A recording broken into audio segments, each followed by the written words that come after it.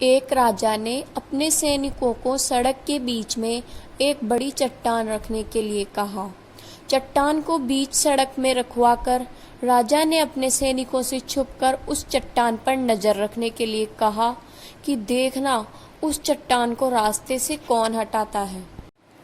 लोग उस जगह पर आते रहे और जाते रहे, लेकिन किसी ने उस चट्टान को रास्ते से हटाने की कोशिश नहीं की।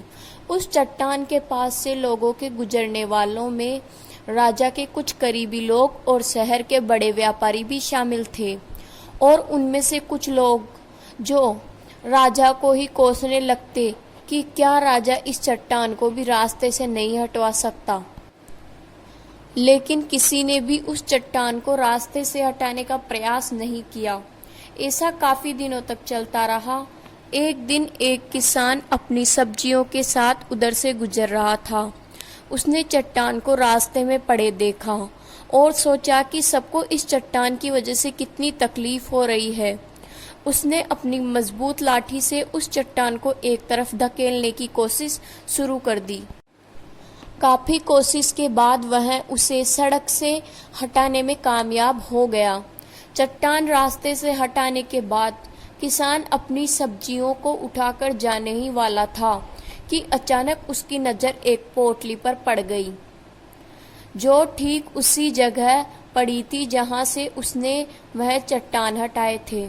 उसने उस पोटली को खोलकर देखा तो उसमें सोने के कई सिक्के थे और उन सिक्कों के साथ राजा का एक संदेश भी था, जिसमें लिखा था कि ये सोने के सिक्के उनके लिए हैं जो इस चट्टान को रास्ते से हटाएगा।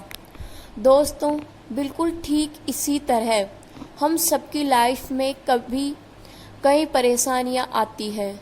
कुछ लोग उन परेशानियों से बचकर निकल जाते हैं और कुछ रास्ता बदल लेते हैं, और चंद लोग ठान लेते हैं उन परेशानियों का हल निकाल लेने की, और ऐसे ही लोग मुश्किलों में संभावनाएं और संभावनाओं में छिपे अवसर खोज लेते हैं।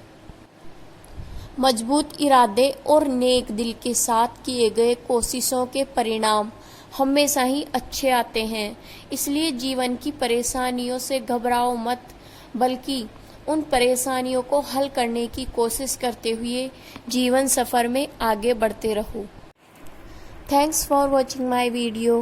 Please like, share, subscribe.